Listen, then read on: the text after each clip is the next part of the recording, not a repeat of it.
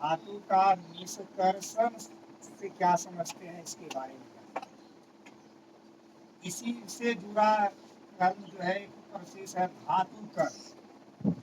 धातु का निष्कर्षण और धातु कर्म कहा जाता है एक दूसरे के पूरक है। निष्कर्षण के लिए जो प्रक्रियाएं की जाती है उसमें जितने भी कर्म होते हैं, कर्म का मतलब जो जो क्रियाएं होती है सम्मिलित रूप से उसी को धातु कर्म कहा जाता है। परिभाषा धातु कर्म का बहुत शॉर्ट है, जो अंक स्तरीय में पूछा जाएगा तो हम लोग धातु कर्म क्या है तो बताएंगे। अयस्क से शुद्ध धातु प्राप्त करने की प्रक्रिया धातु कर्म कहा जाता है, या अयस्क से वसुधियां निकालने की प्रक्रिया। वसुधियां निकालेंगे तब तो शुद्ध धातु प्राप्त होगा।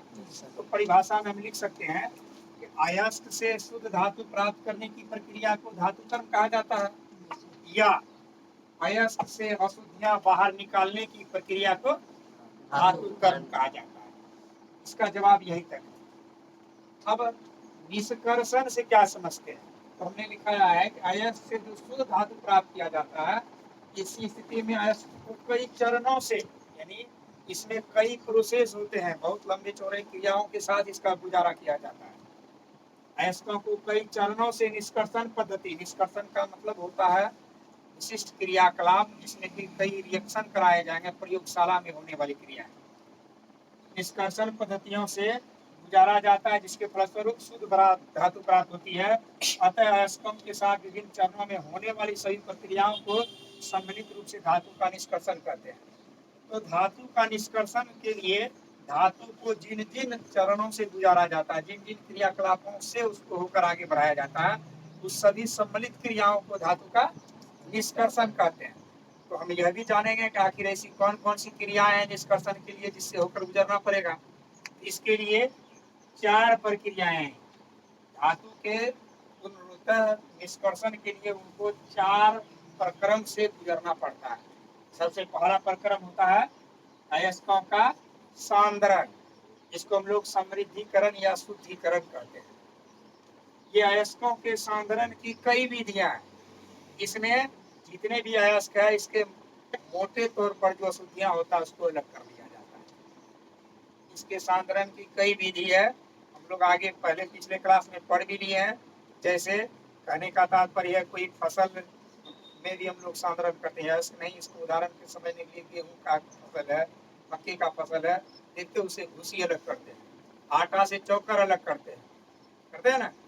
इनको अलग करने की क्रिया, ये मोटे तौर पर की जो गंदगी होती है अलग करने की क्रिया क्या कहलाएगा, सांद्रण। तो ये पदार्थों का सांद्रण है। लेकिन अब धातु से अयस्कों की सांद्रण के लिए वैज्ञानिक पद्धति, और वैज्ञानिक पद्धति में सल्फाइड, ये इसमें पृथक्करण विधि आता है, कई विधियां आता है जिसका हम लोग चर्चा आगे करेंगे। तो सबसे पहला कौन सा प्रक्रिया से गुजारा जाता है, अयस्कों के।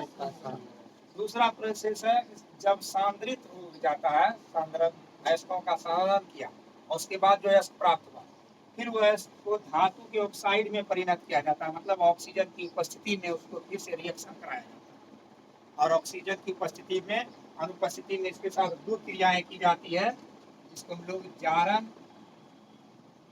या भर्जन कहते हैं। जारण या भर्जन, उसके बाद एवं निष्कापन, ये 2 प्रक्रियाएं हैं। इसके बारे में भी हम लोग जानेंगे, ये 2 प्रक्रिया विस्तृत रूप से कैसे किया जाता है। सांद्रित अयस्क को धातु ऑक्साइड में परिणत करने के लिए जारण या निष्कापन प्रक्रिया से गुजारा जाता है। दूसरा प्रोसेस हुआ, फिर जो धातु के ऑक्साइड प्राप्त किए जाएंगे फिर उसको धातु से ही निष्कर्षण कराया जाता है, विक्रिया कराया जाता है। और सबसे अंतिम चरण होता है धातु का परिष्करण, इसमें वैद्युत अपघटन क्रियाएं कराई जाती है। इन चारों क्रियाओं के साथ जब गुजरती है अंततः रूप में शुद्ध धातु के रूप में प्राप्त होता है, जिसका हम लोग विशिष्ट तौर पर किसी क्षेत्र में प्रयोग करते हैं। अयस्क से शुद्ध धातु प्राप्त करने की इस संपूर्ण प्रोसेस को सम्मिलित रूप से ही धातु का निष्कर्षण कहा जाता है। इसमें एक एक प्रोसेस को हम विस्तार से जानेंगे आगे। धातु के निष्कर्षण का प्रथम चरण है अयस्कों का सांद्रण। तो अयस्कों का सांद्रण से क्या समझते हैं, तो पृथ्वी से सीधे भूपर्पटी से जो खनिज प्राप्त किया जाता है उसमें मोटे तौर पर गंदगियां दिखाई देती हैं। मिट्टी, बालू, पत्थर के टुकड़े इत्यादि मोटे मोटे जो गंदगियां होती है, उस गंदगियों को दूर करने के लिए जो पद्धति अपनाई जाती है उसी को कहा जाता है अयस्कों का सांद्रण। इसके लिए कई पद्धतियां हैं। इसके लिए हाथ से चुनकर, फटक कर, ओसाई विधि द्वारा, और भी हमने नाम लिखा है इसमें, गुरुत्व पृथक्करण विधि, फैन प्लावन विधि, चुंबकीय पृथक्करण विधि, रासायनिक पृथक्करण विधि, कई विधियों का प्रयोग किया जाता है। ये सभी विधि हमारा अयस्कों के सांद्रण कहलाते हैं। उदाहरण के तौर पर गुरुत्व पृथक्करण विधि, जैसे हम लोग देखते होंगे किसान अनाजों को हवा में उड़ाता है, और जो हल्के कण होता है भूसी वह हवा से दूर हो जाता है, और जो मोटे उनके मुख्य अनाज होते हैं गुरुत्व बल के कारण जमीन पर एक जगह आसपास ही रहता है, लेकिन भूसी वाले कण हवा में दूर तक चला जाता है, अलग हो जाता है, फसल साफ हो जाता है। ठीक उसी प्रकार गुरुत्व पृथक्करण विधि में भी धातु में जो मोटे तौर की गंदगियां होती है उसको ऊंचाई से छोड़ा जाता है। जब ऊंचाई से नीचे की ओर गिराया जाता है तो उसमें मौजूद गंदगी हवा के झोंके के कारण दूर चला जाता है, और जो मुख्य रूप से धातु होता है उसमें वजन होने के कारण वह आसपास ही इकट्ठा हो जाता है। तो वह विधि हमारा कहलाता है गुरुत्व पृथक्करण विधि। इसी प्रकार से फैन प्लावन विधि, फैन प्लावन विधि में घोल तैयार किया जाता है और घोल को झकझोर दिया जाता है, जिसमें ऊपर में फैन पैदा होता है, और फैन के साथ कुछ हमारे अशुद्धियां अलग हो जाते हैं, धातु के मुख्य जो अंश है अलग हो जाते हैं। उसके बाद है चुंबकीय पृथक्करण विधि। कुछ धातु में चुंबक कुछ धातु को चुंबक द्वारा आकर्षित करने का गुण होता है, जैसे लोहा।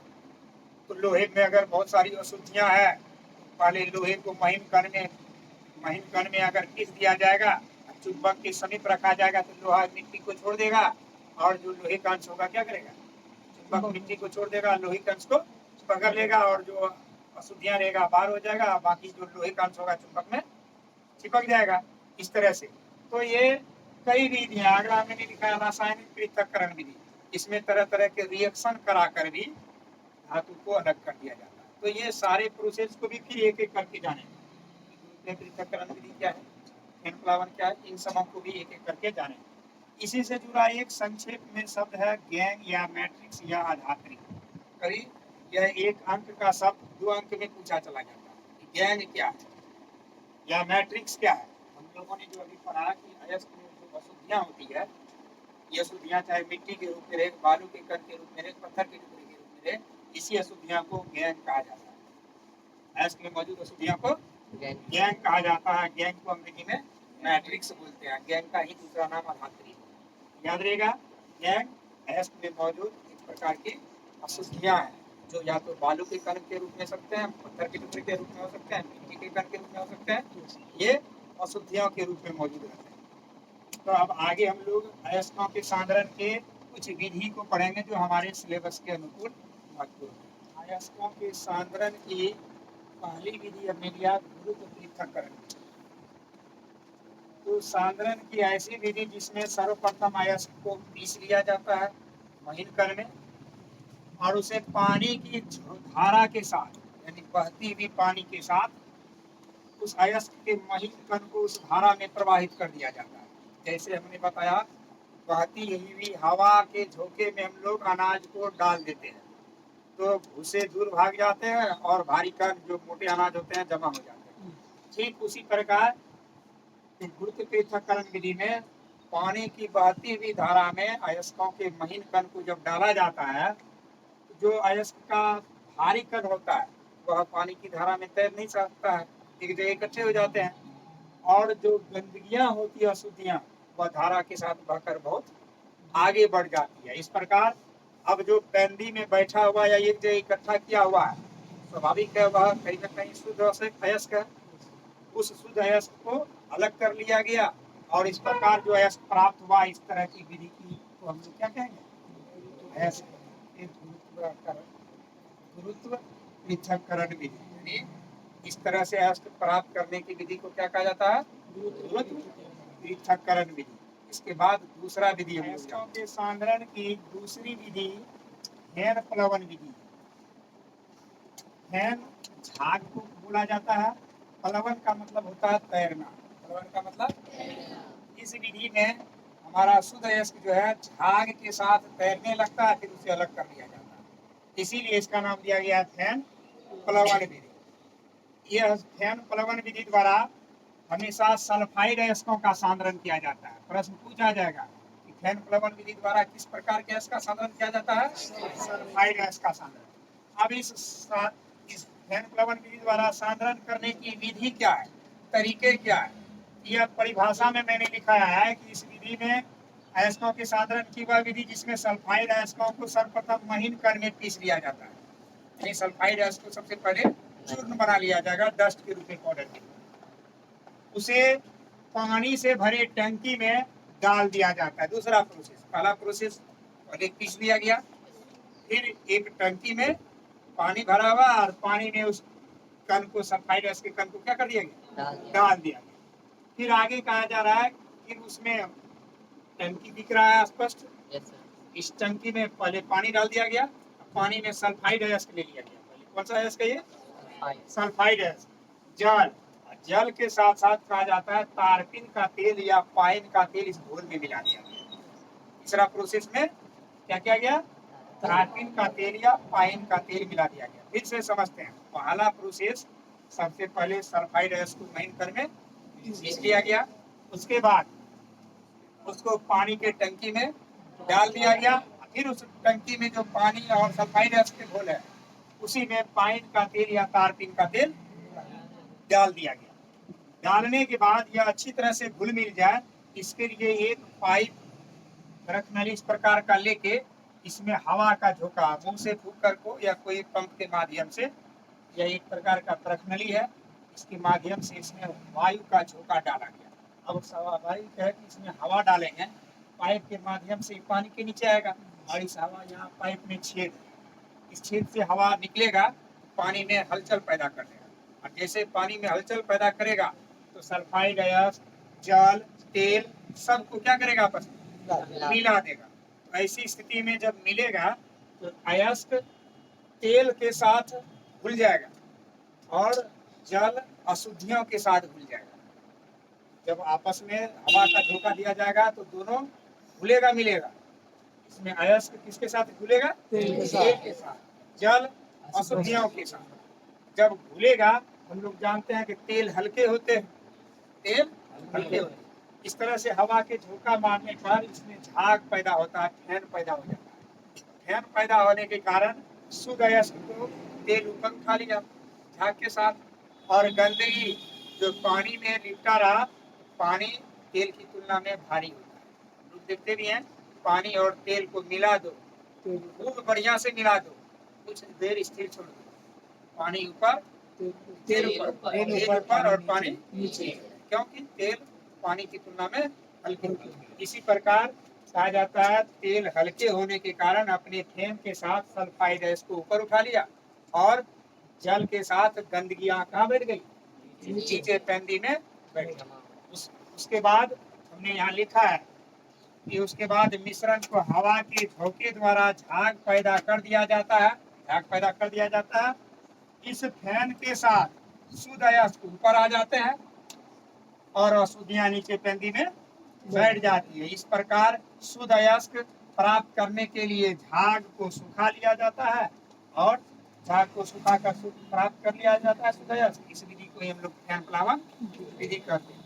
इतने प्रोसेस में, इस प्रोसेस में सर्वप्रथम सल्फाइड अयस्क को महीन कणों में पीस लेते हैं, फिर उसके पानी के टैंक में डाल लेते हैं, फिर उसमें तारपीन का तेल मिला देते हैं, फिर हवा का झोंका पाइप के द्वारा डाल देते हैं। ऐसा करने से फैन पैदा होता है और फैन के साथ शुद्ध अयस्क ऊपर तैरने लगता है और अशुद्धियां नीचे बैठ जाती है और फैन को अलग करके धूप में सुखा लिए जाते हैं। शुद्ध अयस्क, सल्फाइड अयस्क प्राप्त कर लिया जाता है। इस सब प्रोसेस को ही हम लोग अयस्कों के सांद्रण की तीसरी विधि चुंबकीय पृथक्करण विधि जानेंगे। ये चुंबकीय पृथक्करण विधि में सर्वप्रथम अयस्कों को महीन कणों में पीस लिया जाता है। सर्वप्रथम अयस्कों को महीन कणों में पीस लिया जाता है, फिर उसे एक संवाहक पट्टी का मतलब जैसे आटा की चक्की में हम लोग देखते होंगे, मोटर से जो चक्की का कनेक्शन किया जाता है एक पाटे से, उसी तरह के पट्टी का प्रयोग किया गया। ये संवाहक पट्टी है जो चारों ओर घूर्णन कर रहा है। संवाहक पट्टे पर चलाया जाता है, यानी वही अयस्क का महीन कण जो है उसको संवाहक पट्टे पर डाल दिया जाता है। कहा जाता है जिसका संचालन चुंबकीय ध्रुवों पर होता है। तो हमारा ये जो रोलर दिख रहा है, एक बगल सामान्य रोलर है घूमने वाला जिसमें कि पट्टी लगाया हुआ होता है, सामान्य रोलर, और दूसरी ओर लगा हुआ है चुंबकीय रोलर जो विशिष्ट प्रकार के चुंबक का बना है। इसका रीजन हम अभी बताएंगे। तो पूरा परिभाषा जान लो। अयस्कों के सांद्रण की ऐसी विधि जिसमें सर्वप्रथम अयस्कों को महीन कणों में पीसकर उसे एक संवाहक पट्टी पर चलाया जाता है, जिसका संचालन चुंबकीय ध्रुवों पर होता है या ध्रुवों के द्वारा होता है, जिसके फलस्वरूप चुंबकीय पदार्थ और चुंबकीय पदार्थ से पृथक हो जाता है, पृथक हो जाता है। इस प्रकार शुद्ध अयस्क प्राप्त करने की विधि चुंबकीय पृथक्करण विधि कहलाती है। इसे हमने एक चित्र के माध्यम से समझाया है। इस चित्र में ध्यान से देखो, ये दो रोलर है, दोनों रोलर में एक सामान्य रोलर है और एक चुंबक का रोलर है। क्या चीज का? इस दोनों रोलर पर पाटा संवाहक फीता चढ़ा दिया गया है, जिस तरह के कि आटा के मील पे चढ़ाया हुआ होता है। फीता चढ़ा दिया गया और इसको घुमाया जाता है। घुमाने के लिए तो कोई ना कोई मोटर या उपकरण चाहिए ही, घुमाया जाता है। कहा जाता है कि इस पर एक डाला है, जैसे हम लोग आटा पिसाने यानी गेहूं या मक्का पिसाते हैं तो डाला जिसमें डालते हैं ना, उसी को बोला गया हॉपर। इसमें पिसी हुई महीन अयस्क को कणों को डाल दिया गया। तो जब डाल दिया गया तो ये फीता जब घूम रहा है चारों ओर, इसका चक्कर घूर्णन करने का दिशा देख रहे हो ना, इस इधर आ रहा है, फिर घूमकर बैक पीछे की ओर जा रहा है। तो जैसे ही इस पर महीन कण डाला जाता है तो ये फीते के साथ आगे की ओर बढ़ेगा, आगे की ओर बढ़ेगा। लेकिन जैसे ही यह फीता घूर्णन करके फिर रिटर्न जा रहा है, तो ऐसी स्थिति में चुंबकीय होने के कारण, ये रोलर चुंबक का होने के कारण चुंबकीय पदार्थ को अपने में चिपका के रखना चाहता है। जैसे हम लोग एक कपड़े के नीचे या पाटे के नीचे चुंबक रख दे, ऊपर से चुंबकीय पदार्थ रखे, और नीचे से चुंबक जहां जहां खिसकाएंगे ना, ऊपर से अपने आप चुंबकीय पदार्थ भी खिसक जाएगा, है या नहीं? तो उसी तरह से ये चुंबक वाला रोलर चुंबकीय पदार्थ को आगे की ओर लेकर चला आता है, अपने टच में संपर्क में रखते हुए खींचते हुए आगे की ओर ले जाता है। और आगे की ओर ले जाने के कारण चूंकि यह भार ज्यादा होता है, जिसके कारण स्पीड होने के कारण यह पूर्ण आगे आकर गिर जाता है नीचे। लेकिन इसमें जो अशुद्धियां होती है, गंदगियां होती है, उसका चुंबक रोलर, चुंबकीय रोलर का उस पर कोई प्रभाव नहीं होता। वो तो इसी जगह नीचे गिर जाता है, क्योंकि उसको चिपका के रखने की शक्ति उसमें नहीं, वो अलग ही इकट्ठा हो गया। तो इस प्रकार ये जो अलग इकट्ठा हो गया, ये अशुद्धियां हो गई, गंदगी हो गई, और ये शुद्ध अयस्क के महीन चूर्ण हो गए। इस प्रकार से शुद्ध अयस्क को अलग कर लिया जाता है और अयस्क की शुद्धिकरण हो जाता है। इसी विधि को हम लोग कहेंगे चुंबकीय पृथक्करण विधि। हमारा अयस्कों के सांद्रण की एक और विधि है रासायनिक पृथक्करण विधि। इसी का दूसरा नाम निक्षालन विधि है। तो सांद्रण की ऐसी विधि जिसमें अयस्कों को सर्वप्रथम महीन कणों में पीस लिया जाता है, फिर उसे एक उपयुक्त विलायक यानी घोल, उपयुक्त घोल में डाल दिया जाता है, जिसके फलस्वरूप शुद्ध अयस्क विलायक में घुल जाते हैं और अशुद्धियां नहीं घुल पाती है।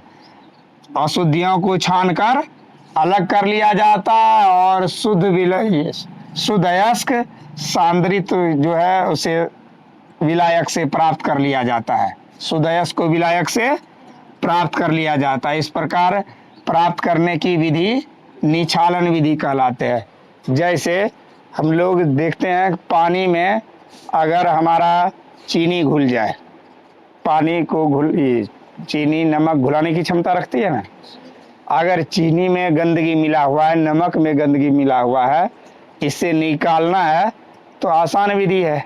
इसको क्या करेंगे, पानी में डाल देंगे तो स्वाभाविक है चीनी घुल जाएगा या पानी नमक घुल जाएगा, लेकिन अशुद्धियां नहीं घुलेगी। तो अशुद्धियों को छन्ना पत्र के माध्यम से पानी को छानेंगे तो निकल जाएगा।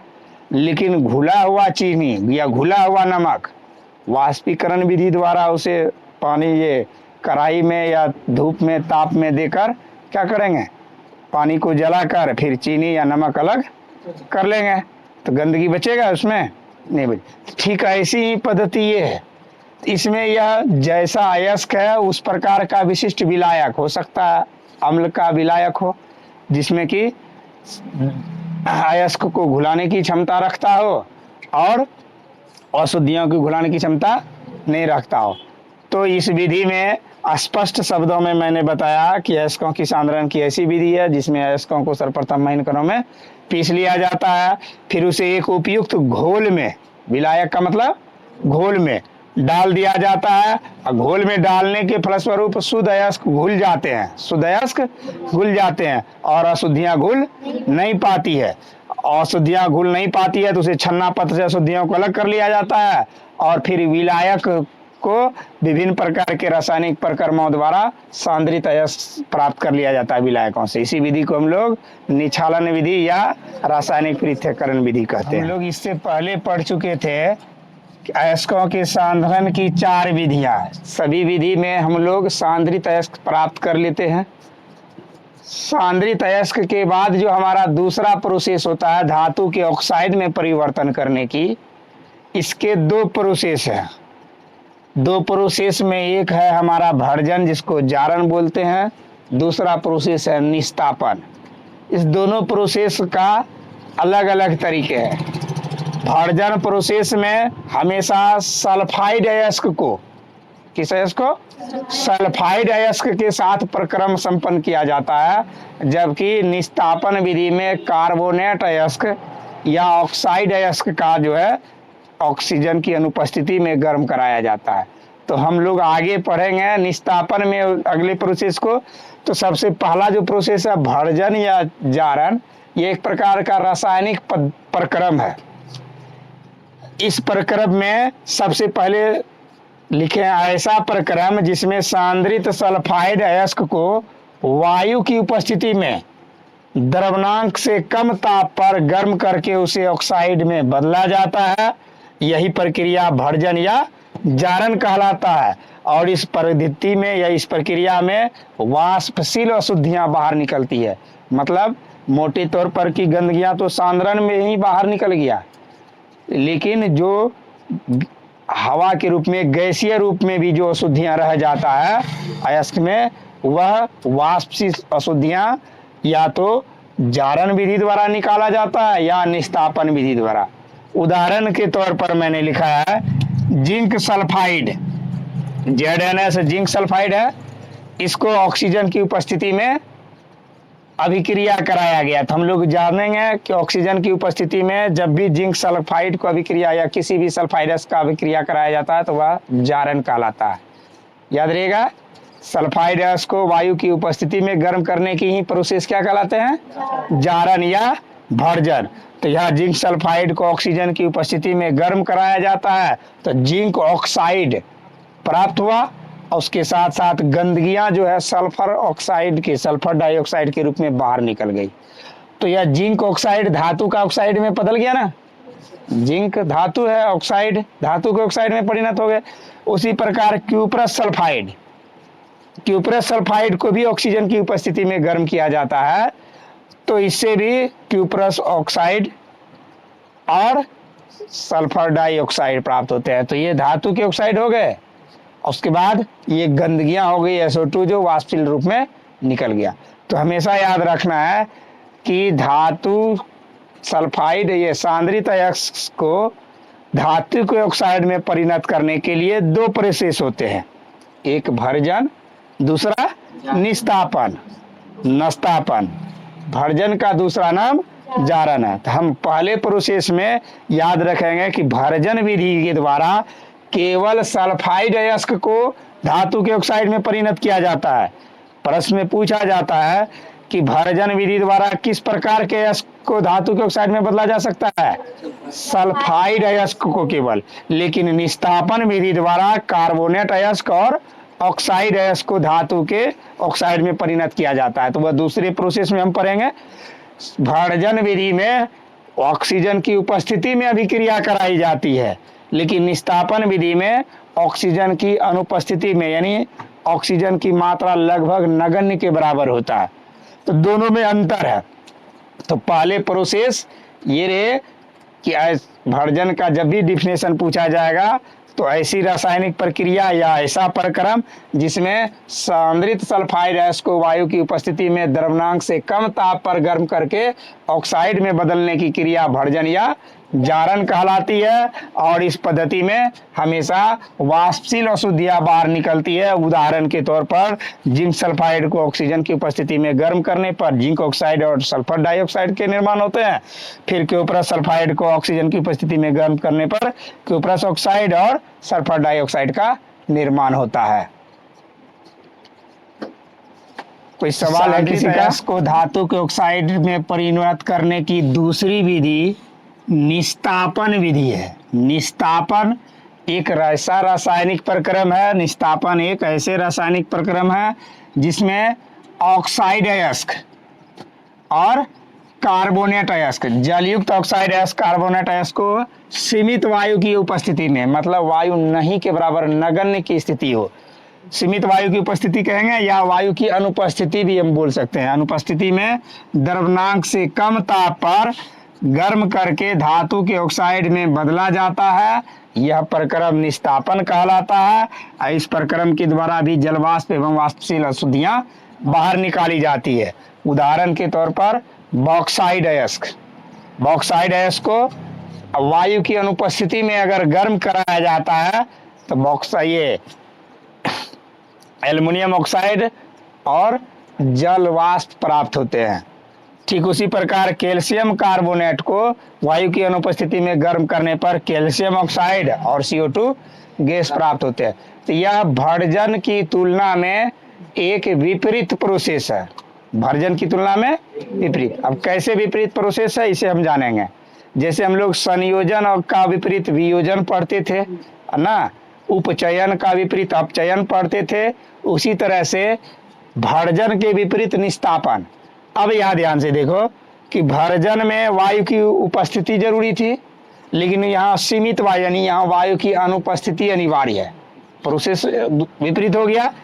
उसके बाद भर्जन प्रोसेस में हमने देखा कि एक अयस्क दो खंडों में विभाजित हो गया, उसमें दो या दो से अधिक खंडों में विभाजित हो जाता है। लेकिन हम निस्तापन में देख रहे हैं कि इसमें दो खंड में विभाजित होता है, लेकिन इसका जो पहला भाग होता है, जो मुख्य हिस्सा होता है, यह कठोर हो जाता है, उसकी तुलना में कठोर हो जाता है। इसे तोड़ना इसे संभव नहीं होता है। लेकिन भर्जन से जो प्राप्त उत्पाद होते हैं वह इतने कठोर नहीं होते हैं। तो दोनों भर्जन और निस्तापन एक दूसरे के विलोम है। तो दोनों का एक अंतर भी हम लोग इसके माध्यम से इसको कंसेप्ट को समझ सकते हैं, इसका अंतर में। तो भर्जन और निस्तापन ये दोनों एक दूसरे के अपोजिट प्रक्रम है। इन दोनों में अंतर परीक्षा में अक्सर पूछे जाते हैं 2 अंक स्तरीय प्रश्न में। तो हम लोग जान ले कि दोनों की खासियत क्या है, दोनों की विशेषताओं को आमने सामने रख देंगे, यह अंतर हो जाएगा। हम लोग पढ़ चुके इससे पहले कि भर्जन वाली प्रक्रिया जो है हमेशा वायु की उपस्थिति में संभव होती है, इसलिए मैंने लिखा है कि इस प्रक्रिया में अयस्कों को वायु की उपस्थिति में गर्म किया जाता है। लेकिन निस्तापन जो प्रक्रम है यह हमेशा सीमित वायु या वायु की अनुपस्थिति में कराया जाता है। इसलिए हमने लिखा है कि इस प्रक्रिया में वायु की अनुपस्थिति में अयस्कों को गर्म किया जाता है। दूसरा है कि इस विधि द्वारा हमेशा केवल सल्फाइड अयस्क को ऑक्साइड में परिणत किया जाता है। भर्जन विधि द्वारा केवल सल्फाइड अयस्क को धातु के ऑक्साइड में परिणत किया जाता है, किंतु निस्तापन विधि द्वारा कार्बोनेट अयस्क या ऑक्साइड अयस्क भी हम लिख सकते हैं, कार्बोनेट अयस्क एवं ऑक्साइड अयस्क को धातु के ऑक्साइड में परिणत किया जाता है। इस विधि में अयस्क ऑक्सीकृत हो जाते हैं, मतलब अयस्क भंगुर हो जाते हैं, टूट कर बिखर जाते हैं। लेकिन इस विधि में अयस्कों का निर्जलीकरण होता है। निर्जलीकरण का मतलब जल का अंश खत्म हो जाता है, और जब जल का अंश खत्म हो जाता है तो यह ठोस हो जाते हैं। स्पंज का मतलब जो है यह ठोस हो जाते हैं पहले की अपेक्षा। इस विधि में कहा जाता है निस्तापन से अधिक ताप की जरूरत होती है। मतलब भर्जन में और निस्तापन में अभिक्रिया कराने के दौरान ज्यादा ताप की जरूरत किस प्रक्रम में होती है? भर्जन प्रोसेस में। इसलिए लिखा है कि इसमें निस्तापन से अधिक ताप की आवश्यकता होती है और इसमें भर्जन से कम ताप की आवश्यकता होती है। यही रहे आपस में अंतर, जवाब लिखना है। तो धातु के निष्कर्षण के संपूर्ण प्रोसेस में तीसरा प्रोसेस है धातु के ऑक्साइड से धातु का निष्कर्षण कराना। धातु के ऑक्साइड से धातु के निष्कर्षण को 3 विधि द्वारा संपन्न कराया जाता है। इसमें 3 विधि में एक ऊष्मा अवकरण विधि है, दूसरा रासायनिक अवकरण विधि और तीसरा होता है वैद्युत अपघटन अवकरण विधि। अवकरण को हम लोग अपचयन अभिक्रिया पढ़ चुके हैं। अपचयन वैसी क्रिया है जो जिसमें हाइड्रोजन का योग और ऑक्सीजन का ह्रास होता है, तो ये इसमें अपचयन कराया जाता है। तो ऊष्मा अवकरण विधि द्वारा सबसे मंद अभिक्रियाशील धातु को गर्म करके उससे ऑक्साइड को अलग कर लिया जाता है। तो मंद अभिक्रियाशील धातु में हमारा सक्रियता श्रेणी में पारा एक धातु शामिल है। हमने उदाहरण के लिए एक रिएक्शन ही लिया, तो हम लोग देख रहे हैं ये सिनेबार को ऑक्सीजन की उपस्थिति में जारण क्रिया द्वारा गर्म करके HgO प्राप्त किया जाता है और फिर यही HgO का निष्कर्षण कराने के लिए सीधा इसको क्या कर दिया गया? गर्म किया गया, क्योंकि इस विधि में कहा ही जा रहा है कि गर्म करके अपचयन कराया जाता है। तो गर्म किया और गर्म करते ही ऑक्सीजन का ह्रास हो गया। हम लोग पढ़े भी हैं, ऑक्सीजन का ह्रास हाइड्रोजन का योग हो तो अपचयन क्रिया कहलाती है। अपचयन पॉसिबल हो गया। अब शुद्ध Hg के 2 अणु प्राप्त हुए, यही शुद्ध पारा हो गया। शुद्ध धातु ज्ञात करने की ही तो ये प्रोसेस है ना। दूसरा प्रोसेस रासायनिक अवकरण विधि। अब इस विधि में मध्यम अभिक्रियाशील धातु का प्रयोग किया जाता है। याद रखना है, इस विधि में मध्यम अभिक्रियाशील धातु का प्रयोग किया जाता है। मध्यम अभिक्रियाशील धातु में ही हमारा फेरस और मैग्नीज भी आता, सक्रियता श्रेणी में हमने पढ़ाया। अब इसमें 2 स्थितियां उत्पन्न होती है। कहा जाता है इस विधि में अपकरण कराने के लिए या तो कार्बन का प्रयोग किया जाता है, कार्बन जिसको हम लोग कोयला बोलते हैं, या एल्यूमिनियम के चूर्ण का प्रयोग किया जाता है। तो रासायनिक अवकरण विधि में धातु के निष्कर्षण कराने के 2 ऑप्शन हमारे पास होते हैं। या तो कार्बन के चूर्ण के साथ अभिक्रिया कराई जाती है या तो एल्यूमिनियम के चूर्ण के साथ।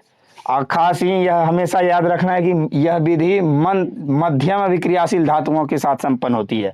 तो फेरस ऑक्साइड, ये मैग्नीज ऑक्साइड हमारा मध्यम अभिक्रियाशील धातु के श्रेणी में आता है। एक को मैंने पहला उदाहरण ले लिया, कार्बन के चूर्ण के साथ गर्म किया। किसके साथ? कार्बन के चूर्ण के साथ। जैसे ही कार्बन के चूर्ण के साथ इसका रिएक्शन कराया गया तो ऐसी स्थिति में हम देखे कि कार्बन मोनोऑक्साइड अलग हो गया, शुद्ध फेरस Fe प्राप्त अलग हो गया। तो इस प्रकार शुद्ध धातु प्राप्त हो गया, शुद्ध लोहा।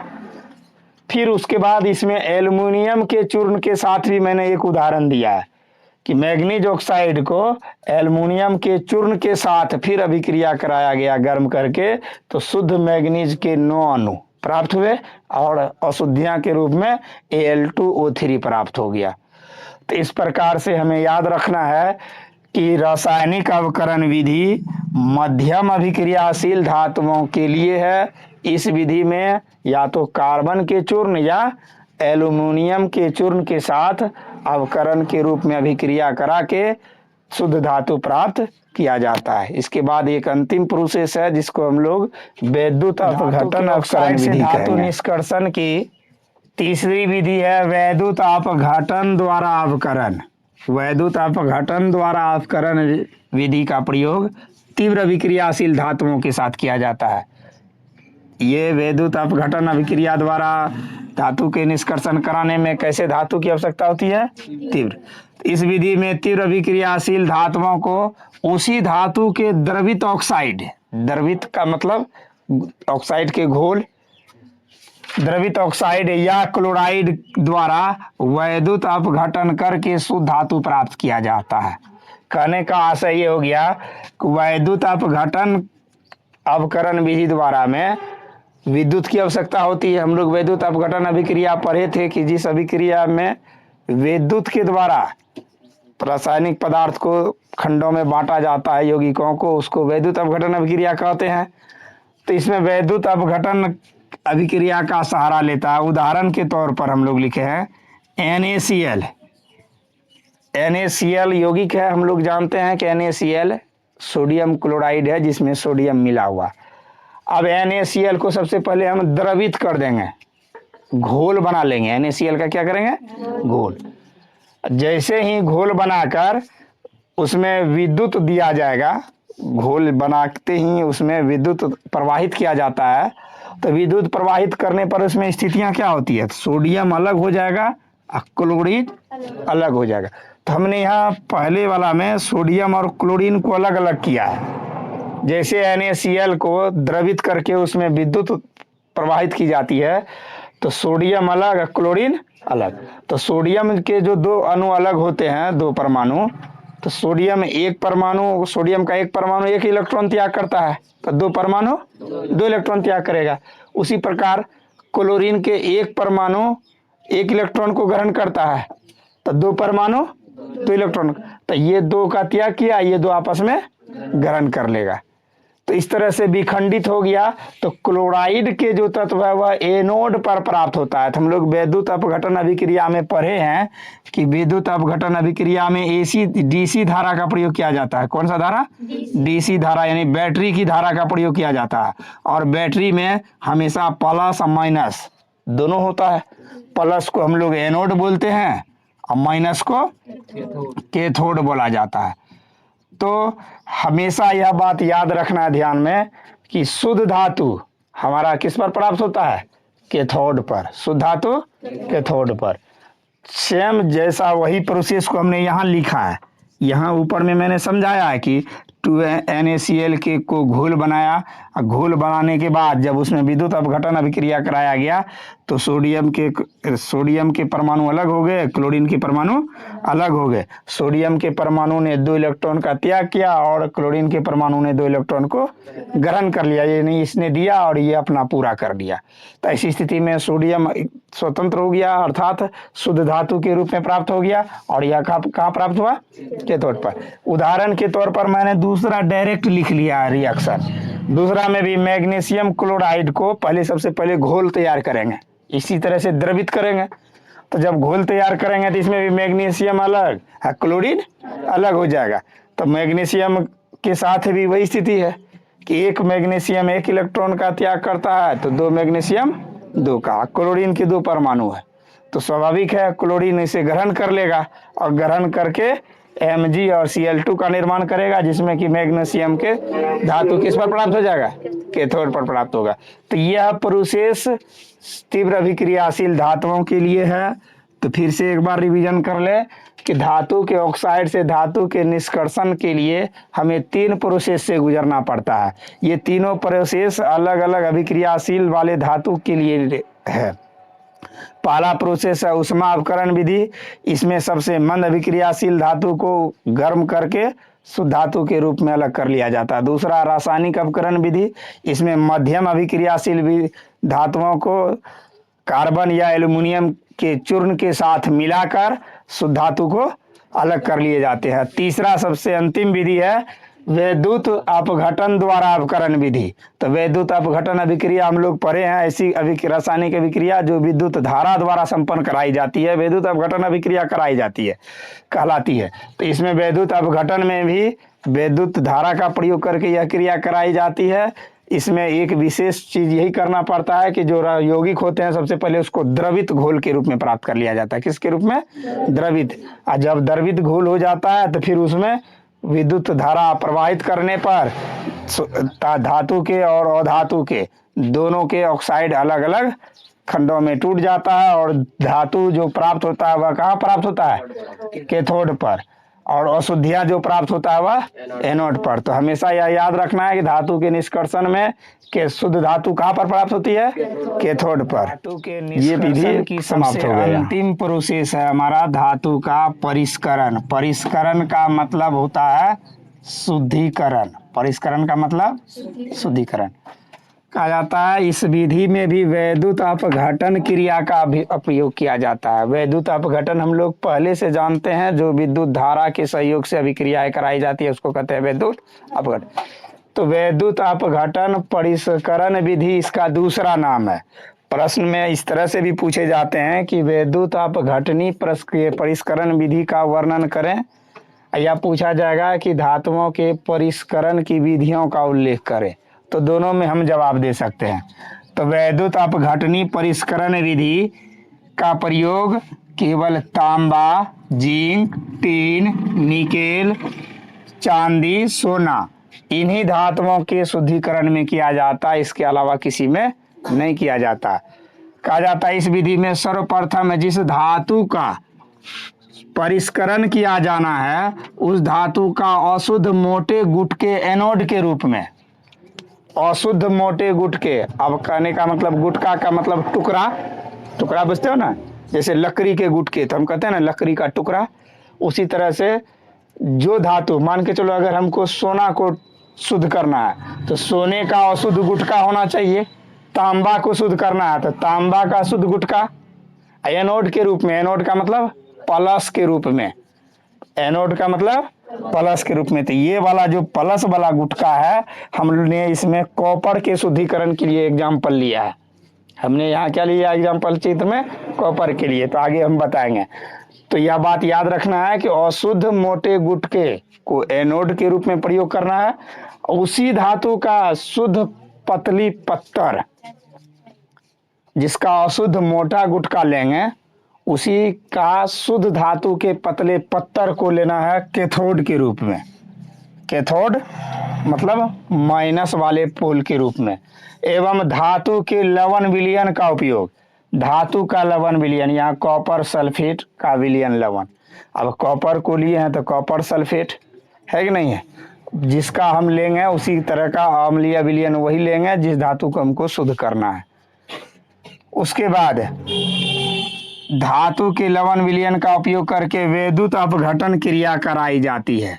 यहाँ तक हम फिर से समझ लेते हैं कि इस परिष्करण विधि में 3 सामग्री इकट्ठा करना है। सबसे पहली सामग्री जिस धातु का परिष्करण किया जाना है उसका एक मोटा गुटका जिसमें अशुद्धियां मिला हुआ रहे, और फिर उसी का पतला पत्तर, 2 सामग्री हो गया। और तीसरा एक घोल लेना है, अम्लीय घोल। अब इन तीनों को इस टैंक में, एक टैंक में व्यवस्थित कर दिए, टैंक में घोल डाल दिए और दोनों को अलग अलग दूरी पर खड़ा करके घोल में एक को प्लस एक को माइनस। हमने पहले भी बताया था कि यहाँ एनोड का मतलब होता है प्लस, तो ये अशुद्ध मोटे गुटके का बना एनोड है और ये कैथोड जो है शुद्ध धातु के पतली पत्तर का बना है, और दोनों विलयन में डुबाया हुआ है। विलयन में डुबाया हुआ है, विलयन में डुबाया गया है। तो इसमें एक तार का कनेक्शन करके बैटरी के द्वारा, यहाँ दिया ये जो सिंबल है, ये क्या चीज़ का सिंबल है? बैटरी। बैटरी से धारा प्रवाहित करके विद्युत अपघटन क्रिया कराया जा रहा है। लिखे भी है यहाँ कि करके विद्युत अपघटन अभिक्रिया कराई जाती है। विद्युत अपघटन क्रिया के फलस्वरूप अशुद्ध धातु के मोटे गुटके जो है, जो जिसका एनोड बना है, वह गलने लगता है। कब गलने लगता है? जब इसमें विद्युत अभिक्रिया कराई जाती है, जब इसमें विद्युत प्रवाहित किया जाता है। उसके बाद शुद्ध धातु विलयन में घुल जाता है। ये शुद्ध धातु का जो पतली पत्तर है या विलयन में घुल जाता है। इस प्रकार अशुद्धियां एनोड के नीचे पेंदी में इकट्ठा हो जाती है। तो एनोड के नीचे में ये जो हमने डस्ट काला जो गहरा रंग से रंगाया है, ये क्या है? अशुद्धियां किसके नीचे जमा हो गई? एनोड के नीचे। एवं शुद्ध धातु विलयन से कैथोड पर पंख के रूप में जमा हो जाता है। शुद्ध धातु जो है इस कैथोड पर कीचड़ के रूप में, पंख का मतलब कीचड़ या लसलसा पदार्थ के रूप में इसमें चिपक जाता है। इस प्रकार से कहा जाता है शुद्ध धातु प्राप्त किया जाता है। अब हम फिगर समझ लेते हैं। इस फिगर में स्पष्ट रूप से दिख रहा है कि ये एक बर्तन है। क्या? एक बर्तन है, एक टैंक है। इस टैंक में एक घोल लिया गया है, जलीय घोल CuSO4 का, और इस घोल में जो दो खंभा जैसा दिख रहा है खड़ा, ये दो गुटका है, जिसमें प्रश्न में स्पष्ट लिखा हुआ है कि एक एनोड, जो एनोड का मतलब प्लस, प्लस वाला जो गुटका है यह अशुद्ध कॉपर का है। किसका? अशुद्ध कॉपर का। और उसके बाद कैथोड जो है वह शुद्ध का है, शुद्ध पतली पत्थर लिखा हुआ ना, शुद्ध धातु की पतली पत्थर है। कैथोड की कैसा है? शुद्ध धातु की पतली पत्थर है। और ये घोल है। इसे समझने में कोई दिक्कत? तो चित्र में स्पष्ट है, एक बर्तन लिया गया है, बर्तन में CuSO4 का घोल है, एक माइनस वाला पोल, एक प्लस वाला पोल है। प्लस वाला पोल अशुद्धियों का बना हुआ, माइनस वाला शुद्ध पतली पत्थर है, और दोनों से वायर कनेक्शन करके बैटरी से जोड़कर इसमें विद्युत धारा प्रवाहित की जाती है। विद्युत धारा प्रवाहित करते ही गलने लगता है। कौन सा भाग गलने लगता है? तो स्पष्ट मैंने लिखाया है कि अशुद्ध धातु जो एनोड प्लस वाला मोटा गुटका, ये आपस में गलने लगता है अपने आप। कब गलने लगता है? जब इससे विद्युत अभिक्रिया कराई जाती है तो गलने लगता है। तो इसमें कौन सा पदार्थ गल जाता है? अशुद्धियां। सभी अशुद्धियां गल कर नीचे जमा हो जाती है, और शुद्ध जो होते हैं, जितने भी इसमें शुद्ध धातु है, वह इस पर पतली पत्थर पर आकर कैथोड पर पंख के रूप में जमा हो जाता है। किस पर? कैथोड पर। कैथोड पहले से भी हमने यहाँ लिखा है कि कैथोड शुद्ध धातु की पतली पत्थर का बना होता है। कैथोड शुद्ध धातु की पतली पत्थर पर बना होता है। इस प्रकार शुद्ध धातु पतली पत्थर पर से अलग कर लिया जाता है रिएक्शन के रूप में। यही प्रोसेस को हमने यहाँ एक अभिक्रिया में लिखा है। ये विलयन है। इसमें जैसे ही विद्युत अभिक्रिया कराई जाती है, विद्युत अभिक्रिया कराई जाती है, तो कॉपर से 2 इलेक्ट्रॉन त्याग करता है और इसको SO4 का निर्माण करता है अशुद्धि के रूप में। तो कॉपर से जो 2 इलेक्ट्रॉन त्याग किया, तो यह त्यागा हुआ अशुद्धि कहाँ पर चला गया? एनोड के नीचे। त्यागा हुआ अशुद्धियां लिखे हैं किसके नीचे में? एनोड के नीचे में। और उसके बाद जो शेष कॉपर, प्योर कॉपर बचा हुआ शुद्ध धातु कहाँ पर रह गया? कैथोड पर। तो पूछा जाएगा प्रश्न में कि धातु के परिष्करण विधि में अशुद्ध धातु या अशुद्धियां कहाँ जमा रह जाती है? कैथोड पर शुद्ध और